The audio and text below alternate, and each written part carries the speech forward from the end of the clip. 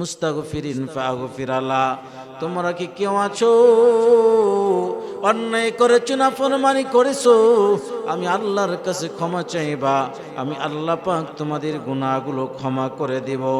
হাল মিন সাইলিন ফাউতিয়াহু, কার কি প্রয়োজন, কার সম্পদের প্রয়োজন, আমি আল্লাহর কাছে চাও। কে অভাবগ্রস্ত আছো, কে ঋণগ্রস্ত হয়ে গেছো, আমি আল্লাহর কাছে বলো, আমি আল্লাহ পাক রব্বুল আলামিন তোমাদের অভাব অনটন দূর করে দেব। আমি আল্লাহ পাক রব্বুল আলামিন ঋণগুলো পরিশোধ করার ব্যবস্থা করে দেব। মিশকাত শরীফের 115 নম্বর হাদিসের বর্ণনা, হযরত আলী রাদিয়াল্লাহু তাআলা আনহু থেকে হাদিসটি বর্ণিত। قال رسول الله صلى الله عليه وآله وسلم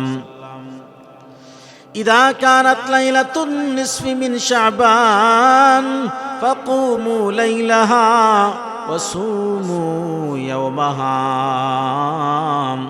শাবানের 14 তারিখের দিবাগত রজনী অর্থাৎ 15 তারিখের রজনী যখন এসে যায়, ফাকুমু লাইলাহা, রাতের বেলায় তোমরা দাঁড়াইয়া আল্লাহর ইবাদতের মাধ্যমে কাটিয়ে দাও। ওয়াসুমু ইয়াওমাহা, আর পরের দিন তোমরা রোজা রাখো, পরের দিন তোমরা সিয়াম পালন করো। ফাইন্নাল্লাহ তাআলা ইয়াকুলু, কেননা আল্লাহ পাক রব্বুল আলামিন বলতে থাকেন, আলা মিন মুস্তাগফিরিন ফাগফির আল্লাহ, যারা আছো অন্যায় করেছো আমি আল্লাহ তাদের গুনাহগুলো ক্ষমা করে দিব। আলা মিন মুস্তারজিকিন ফারজুকা, কে কে আছো রিজিকের প্রয়োজন আমি আল্লাহ রিজিকের ফয়সালা করে দিব। আলা মিন সাইলিন, কার কি প্রয়োজন হাজত রয়েছে আমি আল্লাহর কাছে বলো, আমি আল্লাহ পাক তোমাদের চাওয়া পাওয়াগুলো পূর্ণ করে দেব।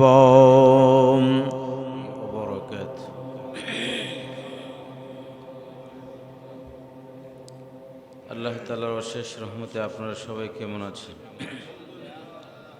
আল্লাহর শুকর যে আল্লাহ পাক রব্বুল আলামিন আমাদের সবাইকে ভালো রেখেছেন, সুস্থ রেখেছেন। আলহামদুলিল্লাহি ওয়া কাফা ওয়া সালামুন আলা ইবাদিহিল্লাযীনা ইসতাফা। أما بعد فأعوذ بالله من الشيطان الرجيم. بسم الله الرحمن الرحيم.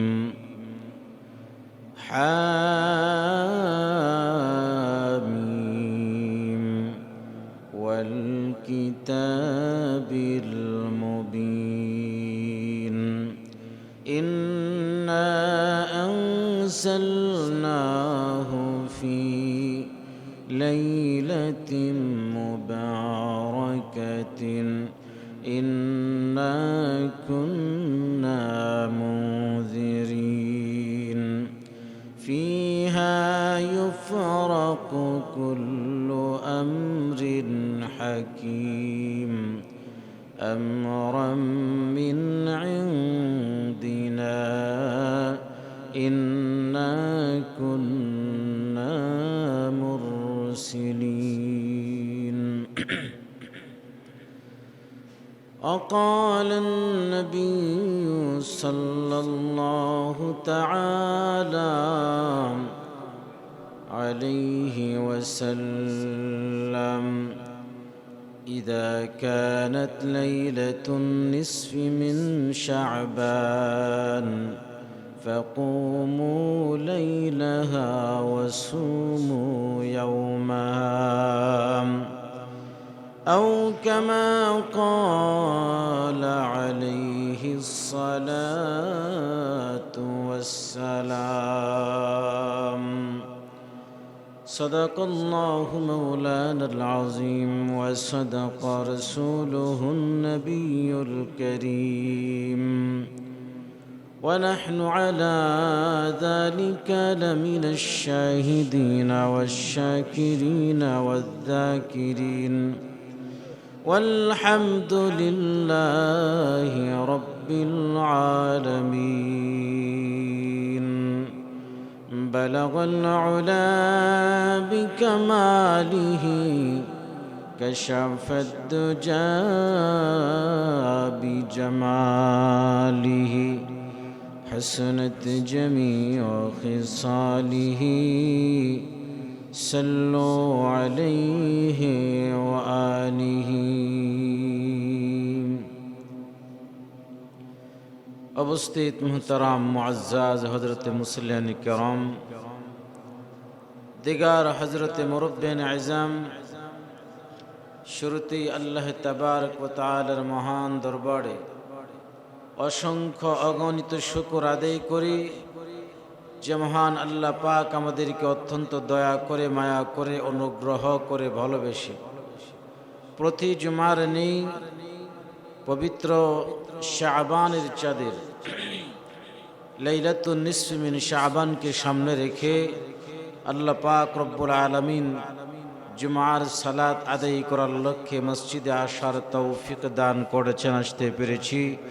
সে মহান মালিকের দরবারে কালিমাতুশ শুকর সকলে পড়ছি আলহামদুলিল্লাহ। পবিত্র শাবানের চাঁদের 14 তারিখের দিবাগত রজনী অত্যন্ত দামি এবং মূল্যবান। যেই রজনীকে বলা হয় লাইলাতুল বারাআহ, বা আমরা প্রচলিতভাবে আমরা জানি শবে বারাত। শবে বারাতের বিভিন্ন অর্থ রয়েছে। কেউ এটাকে লাইলাতুল মুবারাকা বলেছেন। লাইলাতুল মুবারাকা শব্দের অর্থ হলো বরকতপূর্ণ রজনী। লাইলাতুর রহমা, এটা রহমতের রজনী। লাইলাতুস সাক্ষী, এটা প্রমাণপত্রের রজনী। লাইলাতুন নিসফি মিন শাবান, শাবানের 14 তারিখের রজনী। এই রজনী সম্পর্কে মেশকাত শরীফের 152 নম্বর হাদিসের বর্ণনা, বাইহাকি শরীফের 26 নম্বর হাদিসের ভিতরে উল্লেখ করা হয়েছে। قال النبي صلى الله عليه وسلم هل تدرين ما في هذه الليلة يعني ليلة النصف من شعبان। আল্লাহর নবী সাল্লাল্লাহু আলাইহি ওয়াসাল্লাম বলেন, আম্মা জান হযরত আয়েশা সিদ্দিকা রাদিয়াল্লাহু তাআলা আনহা থেকে বর্ণিত, নবীজি আম্মা জানকে বললেন, তুমি কি জানো এই রজনীটা কি রজনী? এই রজনী সম্পর্কে তোমার কি জানা আছে? ইয়ানি লাইলাতুন নিসফি মিন শাবান। ক্বালাত মা ফিহা ইয়া রাসূলুল্লাহ। আম্মা জান বললেন, এই রজনী কি?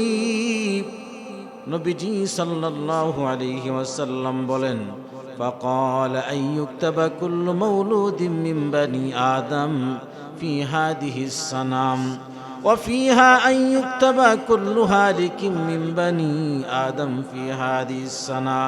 নবীজি বলেন, এই বছর বনি আদমের কে কে মারা যাবে আল্লাহ পাক এই রজনীতে লিপিবদ্ধ করে ফেলেন, আর কে কে ভূমিষ্ঠ হবে, জন্মগ্রহণ করবে, তাও আল্লাহ পাক রব্বুল আলামিন লিপিবদ্ধ করে ফেলেন। অর্থাৎ সারা বছর কারা কারা জন্মগ্রহণ করবে এই রজনীতে লেখা হয়, আবার কারা কারা মৃত্যুবরণ করবে এই রজনীতেও, এই রজনীতে আল্লাহ পাক রব্বুল আলামিন লিপিবদ্ধ করে ফেলেন। ওয়া ফিহা তুরফাউ আমালুহুম। নবীজি বলেন, এই রজনীতে মানুষের আমলগুলো কি আল্লাহর কাছে পরিবেশন করা হয়, পেশ করা হয়। ওয়া ফিহা তানজিলু আরযাকুহুম। এই রজনীতে বনি আদমের রিজিকের বন্টন করা হয়, রিজিকের তাকসিম করা হয়। সারা বছর কতটুকু সম্পদ আপনি অর্জন করতে পারবেন, কত টাকার মালিক হবেন, আল্লাহ পাক রব্বুল আলামিন এই শবে বরাতের রজনীতে আল্লাহ পাক নির্ধারণ করে ফেলেন। সুবহানাল্লাহ। তাহলে বাজেটের রজনী এই শবে বরাত, অর্থাৎ বরকতপূর্ণ রজনী, যে রজনীতে আল্লাহ পাক রব্বুল আলামিন তার অসংখ্য অগণিত বান্দা বান্দীদেরকে ক্ষমা করে দেন। শুআবুল ঈমানের 3839 নম্বর হাদিসের বর্ণনা, হযরত উসমান ইবনে মুহাম্মদ ইবনে মুগীরা ইবনে আখনাস রাদিয়াল্লাহু তাআলা আনহু বলেন, ক্বালা তুকতাউল আজাল মিন শাবান ইলা শাবান, এক শাবান থেকে আরেক শাবান পর্যন্ত আল্লাহ পাক রব্বুল আলামিন মানুষের হায়াতকে লিপিবদ্ধ করে ফেলেন। ইন্নার রাজুলা লা ইয়ানকিহু ওয়া ইউলাদুম, অথচ ওই ব্যক্তি বিবাহ করতেছে, সন্তান জন্ম দিতেছে, অথচ ওই ব্যক্তি জানে না ওয়াকাদ খরাজা ইসমুহু ফিল মাউতা, তার নামটা মৃত্যু যারা বরণ করবে তাদের কাতারে, তাদের লিস্টিতে, তাদের তালিকায় অন্তর্ভুক্ত করে ফেলা হয়েছে। কোনো ব্যক্তি যদি জানতো এই বৎসর আমার মরণের ঘণ্টা বেজে যাবে, তাহলে তো সে বিবাহই করত না। এই জন্য আল্লাহ নবী সাল্লাল্লাহু আলাইহি ওয়াসাল্লাম বলেন, লোকেরা জানে না সে বিবাহ করতেছে, সন্তান জন্ম দিতেছে, অথচ তার নামটা আল্লাহ পাক রব্বুল আলামিন আকাশে মালাকুল মউতের হাতে লিস্টিটা, তালিকাটা দিয়ে দিয়েছেন, এই বৎসর অমুক সময় তার ইন্তেকাল হয়ে যাবে। শুধু তাই নয়, অনেক জায়গায় দেখা যায় বিবাহের অনুষ্ঠান, বিবাহ সম্পূর্ণ হয়েছে, স্বামী স্ত্রী বাড়িতে যাওয়ার আগে দুর্ঘটনায় তারা দুনিয়া থেকে বিদায় নেয়। অহরহ ঘটনা এমন হচ্ছে, যদি তারা দম্পতি জানতো যে আজকে যদি বিবাহের অনুষ্ঠানে যায় তাহলে লাশ হয়ে বাড়িতে ফিরে আসতো, তাহলে এই বিবাহ সে আর করতো না। এই জন্য আল্লাহ নবী সাল্লাল্লাহু আলাইহি ওয়াসাল্লাম বলেন, শুআবুল ঈমানের 3555 নম্বর হাদিসের বর্ণনা, হযরত হাসান বসরি রাহমাতুল্লাহি আলাইহি হযরত উসমান ইবনে আব্দুল আস রাদিয়াল্লাহু তাআলা আনহু বর্ণনা করেন, ক্বালা ইযা কানাত লাইলাতুন নিসফি মিন শাবান, যখন শাবানের 14 তারিখের দিবাগত রজনী এসে যায়, নাদা মুনাদিম, একজন ঘোষণা করতে থাকে, আহ্বানকারী আহ্বান করতে থাকে, হাল মিন মুস্তাগফিরিন ফাগফিরালা, তোমরা কি কেউ আছো অন্যায় করেছো, নাফরমানি করেছো, আমি আল্লাহর কাছে ক্ষমা চাইবা, আমি আল্লাহ পাক তোমাদের গুনাহগুলো ক্ষমা করে দেব। হাল মিন সাইলিন ফাউতিয়াহু, কার কি প্রয়োজন, কার সম্পদের প্রয়োজন, আমি আল্লাহর কাছে চাও। কে অভাবগ্রস্ত আছো, কে ঋণগ্রস্ত হয়ে গেছো, আমি আল্লাহর কাছে বলো, আমি আল্লাহ পাক রব্বুল আলামিন তোমাদের অভাব অনটন দূর করে দেব, আমি আল্লাহ পাক রব্বুল আলামিন ঋণগুলো পরিশোধ করার ব্যবস্থা করে দেব। এই রজনীতেই যারা আল্লাহ পাক রব্বুল আলামিনের কাছে চাইবে, আল্লাহ পাক রব্বুল আলামিন তাদের চাওয়া পাওয়াগুলো পূর্ণ করে দিবেন।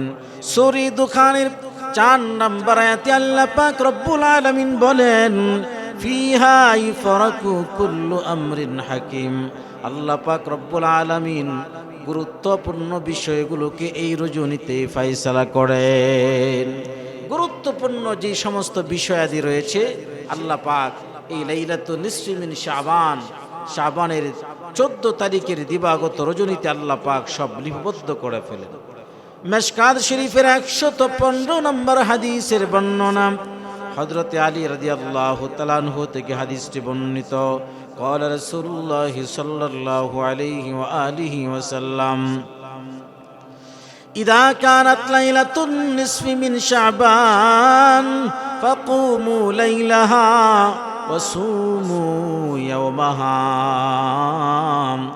শাবানের 14 তারিখের দিবাগত রজনী অর্থাৎ 15 তারিখের রজনী যখন এসে যায়, ফাকুমু লাইলাহা, রাতের বেলায় তোমরা দাঁড়াইয়া আল্লাহর ইবাদতের মাধ্যমে কাটিয়ে দাও, ওয়াসুমু ইয়াওমাহা, আর পরের দিন তোমরা রোজা রাখো, পরের দিন তোমরা সিয়াম পালন করো। ফাইন্নাল্লাহ তাআলা ইয়াকুলু, কেননা আল্লাহ পাক রব্বুল আলামিন বলতে থাকেন, আলা মিন মুস্তাগফিরিন ফাগফিরালা, যারা আছো অন্যায় করেছো আমি আল্লাহ তাদের গুনাহগুলো ক্ষমা করে দিব। আলামিন মুস্তারজিকিন ফারজুকা, কে কে আছো রিজিকের প্রয়োজন আমি আল্লাহ রিজিকের ফয়সালা করে দিব। আলামিন সাইলিন, কার কি প্রয়োজন হাজত রয়েছে আমি আল্লাহর কাছে বলো, আমি আল্লাহ পাক তোমাদের চাওয়া পাওয়াগুলো পূর্ণ করে দেব। শুআবুল ঈমানের তৃতীয় খণ্ডের 384 নম্বর পৃষ্ঠার ভিতরে উল্লেখ করা হয়েছে, আল্লাহর পয়গম্বর বিশ্ব নবী মায়ার নবী রাসূল আরবি সাল্লাল্লাহু আলাইহি ওয়াসাল্লাম বলেন, আম্মা জান আয়েশা সিদ্দিকা রাদিয়াল্লাহু তাআলা আনহা থেকে বর্ণিত, তিনি বলেন, ফাখরাজতু, আমি নবীজির সাথে সাথে একটা রজনীতে বের হলাম। আমি নবীজির পিছনে পিছনে অনুকরণ করলাম নবী সাল্লাল্লাহু আলাইহি ওয়াসাল্লাম কি আমি যখন ফলো করলাম, অনুসরণ করলাম, ফাদরাকতুহু বিল বাকিউল গারকান, আমি রাসূলের পিছনে অনুসরণ করতে করতে গিয়ে দেখলাম নবীজি সাল্লাল্লাহু আলাইহি ওয়াসাল্লাম কবরস্থানে চলে গেলেন, জান্নাতুল বাকিতে চলে গেলেন। ইস্তাগফিরুল মুমিনিন ওয়াল মুমিনাত, মুমিন মুসলমানদের জন্য আল্লাহ পাক রব্বুল আলামিনের কাছে দোয়া করলেন। ওয়াশ-শুহাদা, যারা শাহাদাত বরণ করেছেন তাদের জন্য মাগফিরাতের দোয়া করলেন। ফাকুলতু, আমি নবীজিকে যখন সব ঘটনা খুলে বললাম, বাল আতানি জিবরাইল আলাইহিস সালাম, তখন নবীজি বললেন, ও আয়েশা, জিবরাইল আমিন আমার কাছে আগমন করেছেন। ফাকালা, তিনি বললেন, হাদিহিল লাইলা লাইলাতুন নিসফি মিন শাবান, এটা হলো শাবানের 15 তারিখের রজনী।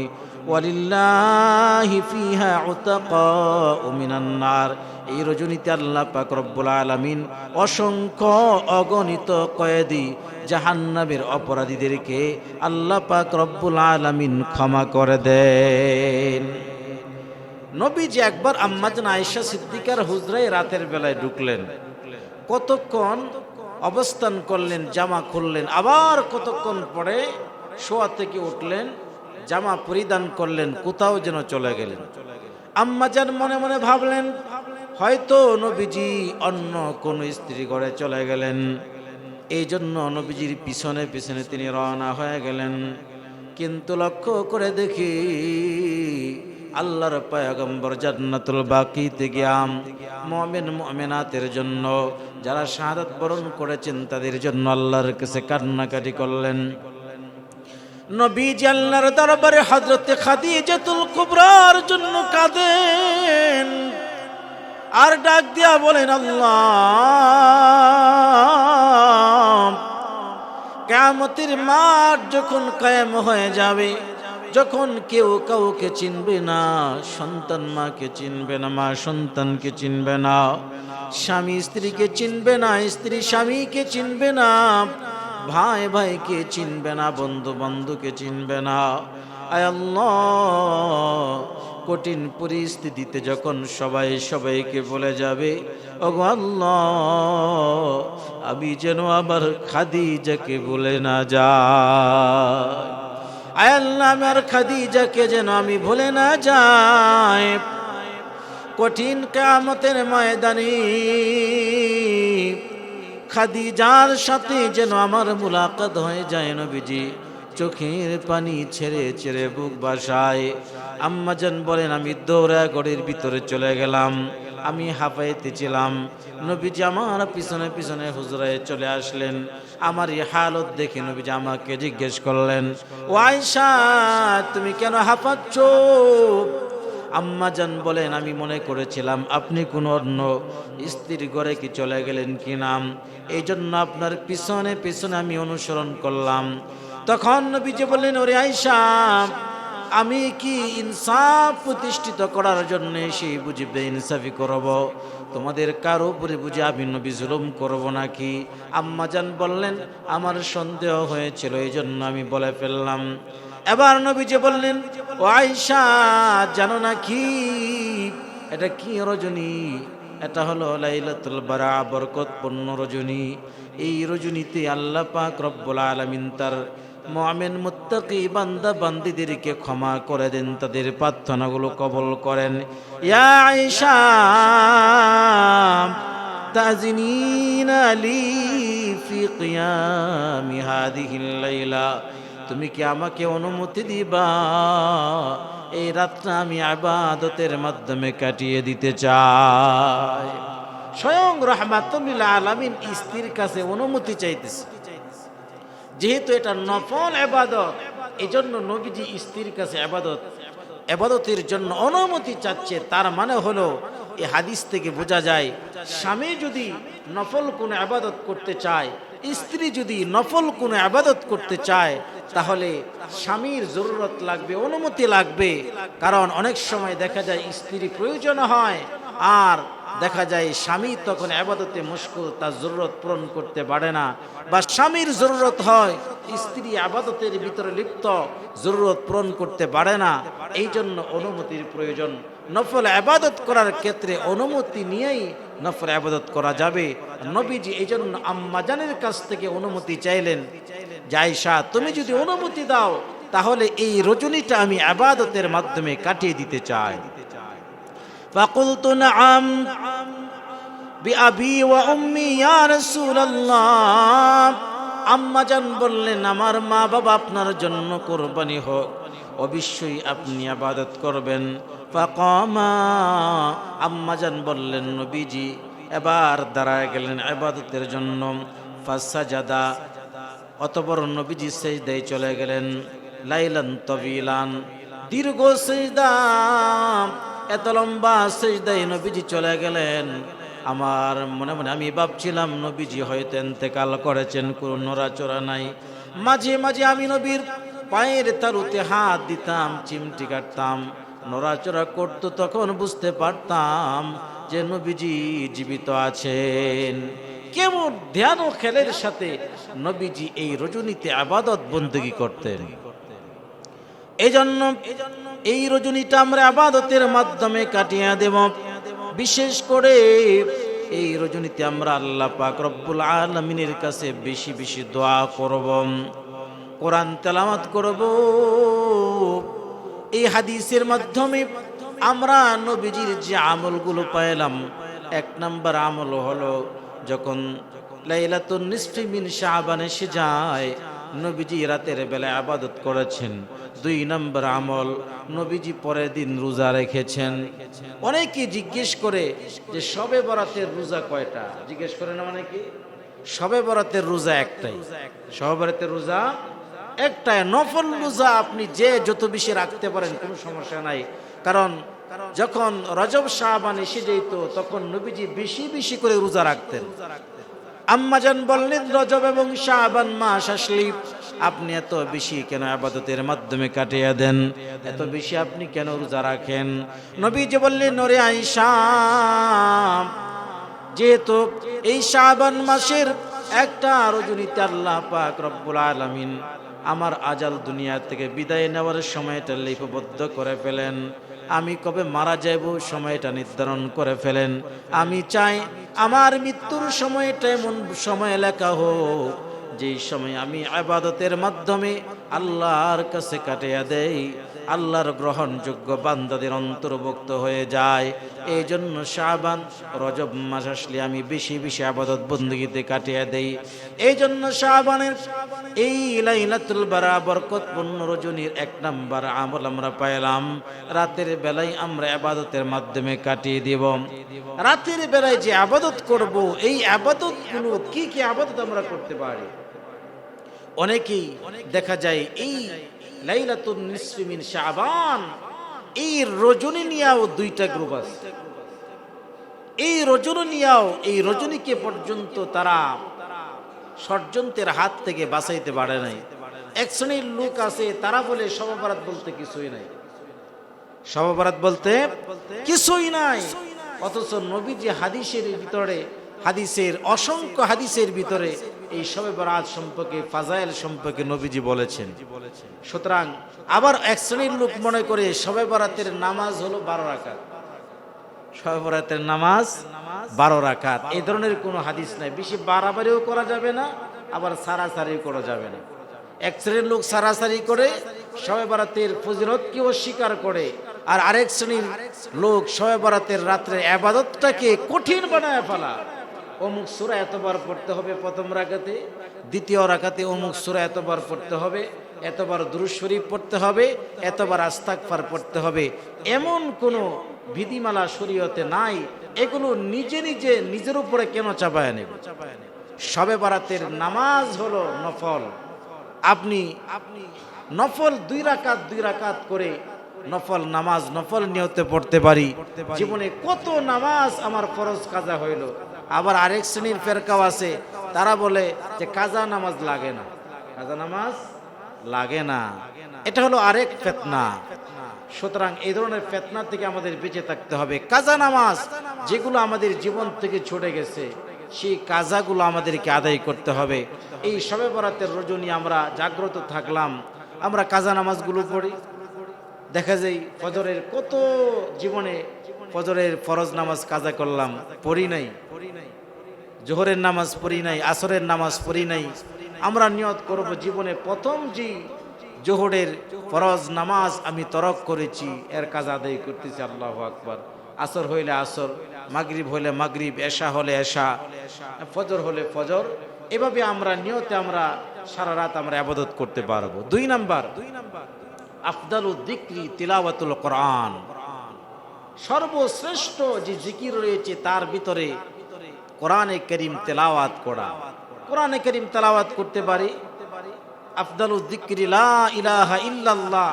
বেশি বেশি আমরা আল্লাহর জিকির করতে পারি, লা ইলাহা ইল্লাল্লাহ। যখনই আমরা সময় পাইব আমরা কতক্ষণ জিকির করব, কতক্ষণ তেলাওয়াত করব, কতক্ষণ আমরা হাঁটাহাঁটি করব। যদি ঘুমে ধরে তখন আমরা একটু হাঁটাহাঁটি করব, হাঁটতে হাঁটতে আমরা আল্লাহর জিকির করব, সুবহানাল্লাহ পড়ব, আলহামদুলিল্লাহ পড়ব, আল্লাহু আকবার পড়ব। এইভাবে আমরা সারাটা রাত ইবাদতের মাধ্যমে কাটিয়ে দিব। তাহলে এই লাইলাতুন নিসফি মিন শাবান, এই রজনীতে আমরা ইবাদতের ক্ষেত্রে কোনো ইবাদতকে আমরা বাধ্যতামূলক করে ফেলব না। নফলকে নফলের জায়গায় রেখেই আমরা ইবাদত করব। যেহেতু এই রজনীর অনেক ফজিলত, সুতরাং আমরা চেষ্টা করব এই রজনীটা জাগ্রত থাকার জন্য। কি বলেন, রজনী আমাদের কাছে বেশি দূরে নাকি একেবারেই কাছে? একেবারেই কাছে। কবে? আগামীকাল না আজকে? আজকে। তাহলে জীবনে কত রাত আমরা অঘুমে কাটাইলাম, কত রাত। যেমন গত রাত্রে আমি ঘুমাই নাই। কিশোরগঞ্জ হাওর অঞ্চলের মাহফিল ছিল, প্রায় 3টা ফেরি ওভার হয়ে মাহফিলে গেছি, আবার 3টা ফেরি পার হয়ে কিশোরগঞ্জ শহরে আসতে, চামড়া ঘাটে আসতে প্রায় 3টা ফেরি পার হইতে, ওখানে 3 ঘন্টা শেষ। বাসায় আসতে আসতে সকাল প্রায় 9টা বেজে গেছে। তাহলে কেমন ঘুমাইছি বুঝেন তো। আবার এর আগের দিনে কি অবস্থা, ঘুমাইতে পারিনি। তা আজকেও তো ঘুমানো যাবে না। তা আমি যদি এভাবে অঘুমা থাকতে পারি, আপনারা কি একটা রজনী অঘুমা থাকতে পারবেন না? এটা কি নিজেদের স্বার্থে হতে পারে? এই আজকে লাইলাতুল বারা, আগামীকাল হতে পারে আমি আর দুনিয়াতে নাই। তখন এই রজনীটাকে উসিলা করে আল্লাহ আমাদেরকে ক্ষমা করে দিতে পারেন, আল্লাহ আমাদেরকে মাফ করে দিতে পারেন। এই জন্য এই রজনীতে আমরা বেশি বেশি আল্লাহ পাক রব্বুল আলামিনের কাছে দোয়া করব। আমরা জীবনের গুনাহগুলো থেকে আল্লাহর কাছে তওবা করব। যদি আল্লাহ পাক রব্বুল আলামিনের কাছে তওবা করি, আল্লাহ পাক রব্বুল আলামিন আমাদের তওবাগুলো ক্ষমা করে দিবেন, তওবাগুলো কবুল করে নেবেন। আল্লাহ পাক রব্বুল আলামিন এই লাইলাতুল বারাতে পৃথিবীতে আল্লাহর যত বান্দা বান্দি রয়েছে, মুমিন মুত্তাকি বান্দা বান্দি যারা রয়েছে, আল্লাহ পাক রব্বুল আলামিন তাদেরকে ক্ষমা করে দিবেন, মাফ করে দিবেন। আমলের মাধ্যমে রজনীটা আমরা কাটিয়ে দেব। এই জন্য আল্লাহ নবী, বিশ্ব নবী, মহানবী রাসূল আরবি সাল্লাল্লাহু আলাইহি ওয়াসাল্লামের সাহাবীরা যেভাবে আল্লাহর কাছে কান্নাকাটি করেছেন, আমরা আল্লাহর কাছে কান্নাকাটি করব। হযরত আবু বকর সিদ্দিক রাদিয়াল্লাহু তাআলা আনহু রাতের বেলায় মাঝে মাঝে কবরস্থানে চলে যাইতেন, হাউমাউ করে ছোট বাচ্চার মতন কান্নাকাটি শুরু করে দিতেন। অনেক সময় তার কান্নার আওয়াজে মানুষেরা জমায়েত হয়ে যাইত। মানুষেরা জিজ্ঞেস করত, আবু বকর আপনি কেন এভাবে কান্না করেন? ছোট বাচ্চাদের মতন এভাবে কেন কান্না করেন গো আবু বকর? হযরত আবু বকর সিদ্দিক রাদিয়াল্লাহু তাআলা আনহু বলেন, ও আমার সাথী সঙ্গীরা শোনো, এই জান্নাতুল বাকিতে যখন আমি চলে আসি, আমার যে সমস্ত ভাইয়েরা শাহাদাত বরণ করেছেন তারা যে আল্লাহর জান্নাতে আসে, আমার নাকের মধ্যে তারা যে জান্নাতের খুশবু পাচ্ছে, সেই জান্নাতের নাজনে আমতের সুঘ্রাণ আমার নাকের মধ্যে লাগতেছে। কোনো কারণে যদি আল্লাহ পাক রব্বুল আলামিন আমাকে যদি আল্লাহ পাক ক্ষমা না করেন, মাফ না করেন, এই কবরের ভিতরে আমি কিভাবে থাকব? আমি জানি না আমার কবরের ভিতরে আমি কিভাবে থাকব। একে একে অন্ধকার কবর, পোকামাকড়ের ঘর, সাপ বিচ্ছুর ঘর, যে কবরটা সংকীর্ণ হয়ে যাবে, কবরটা অন্ধকার হয়ে যাবে। দুনিয়ার সময় এমন হয়, রজনী যখন গভীর হয় লাইটের মাধ্যমে ঘর আলোকিত হয়ে যায়, কিন্তু সবার ঘর ঠিকই আলোকিত হবে, কিন্তু আমার ঘর তো আলোকিত হবে না, আমার কবরটা অন্ধকার হয়ে যাবে। আবু বকর সিদ্দিক দুনিয়াতে জান্নাতের সুসংবাদ পাওয়ার পরও তার অবস্থাটা যদি এমন হয়, আমার আপনার অবস্থাটা কেমন হওয়ার প্রয়োজন? আমল সে জিন্দগি বনতি হ্যায়, जन्नत भी और जहन्नम भी, आमल से जिंदगी बनती है, जन्नत भी और जहन्नम भी, एक खाकी अपने फितरत में, ना नूरी है ना नारी। এই জন্য আল্লাহ পাক রব্বুল আলামিনের কাছে আমরা জান্নাত কামনা করব, জান্নাত প্রার্থনা করব।